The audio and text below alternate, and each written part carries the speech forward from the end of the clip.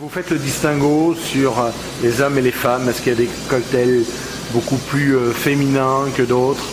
Il y a des cocktails qui sont féminins, il y a des cocktails qui sont masculins. Maintenant, sur la génération actuelle, le cocktail féminin va pas spécialement aller directement à la femme. C'est souvent que les gars vont... Maintenant, les femmes ont des... Maintenant, les femmes ont des couilles, alors... Ouais, voilà, surtout au Québec, là, mais donc c'est très variable, ça joue. Working flair aussi, beaucoup ici. Définitivement, c'est une part du... C'est une des spécificités de la maison.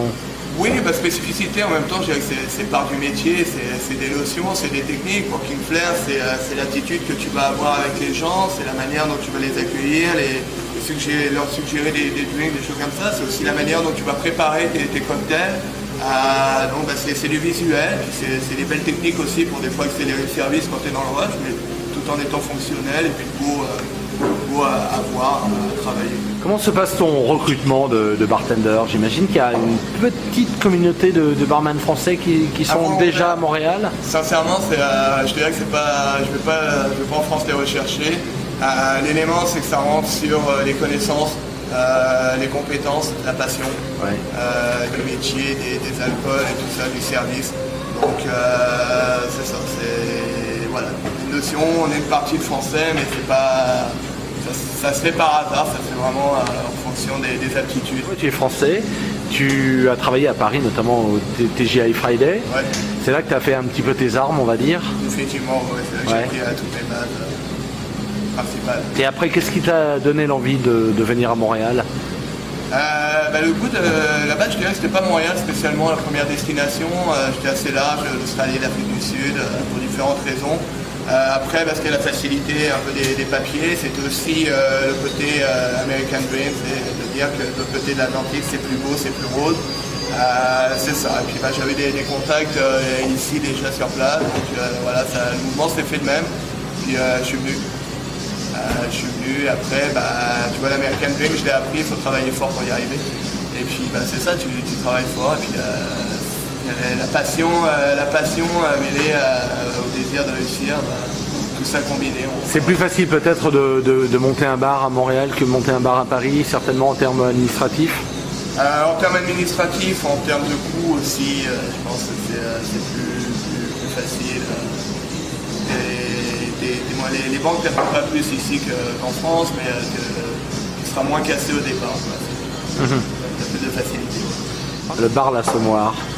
Très bonne place. Je ne pourrais pas dire le contraire, j'ai fait l'ouverture là-bas du premier sur Bernard et c'est moi qui ai monté leur première cave, donc de ce côté-là, bon coup de cœur. Après, voilà, c'est une place qui a sa brand et qui fonctionne bien en ville. Et l'atmosphère est friendly entre établissements concurrents, entre guillemets? L'atmosphère entre bartenders est très friendly. Ouais. On est une petite communauté, puis ça je pense que c'est même sur un côté international et puis local. On se tient, ou en tout cas j'espère qu'on se tient réellement, puis on se tient, on se soutient, et puis c'est chacun s'observe, se regarde, et puis fait justement, une idée intéressante, on va l'exploiter, puis on se partage, on s'échange les connaissances aussi beaucoup. C'est le meilleur moyen aussi de faire avancer le métier comme tel. Là, tu viens de Toronto. Qu'est-ce que tu es parti faire à Toronto? National Bar Chef, donc compétition de mixologie qui représentait un peu l'ensemble du Canada. Donc autant la Colombie-Britannique était représentée, l'Ontario bien sûr, et puis moi qui représentais le Québec. Ça s'est super bien passé, très belle expérience, des très belles rencontres. Des belles découvertes en matière de cocktail création, puis un bon résultat au final, 3e ex-aequo, donc voilà, 3e mixologue au Canada, c'est une belle référence. Congratulations. C'est vrai que tu fais partie des 3 noms dont on parle ici à Montréal, en toute modestie, mais c'est vrai que il n'y a pas énormément de bartenders spécifiquement qualifiés pour la mixologie pour l'instant. Ouais, voilà, ça.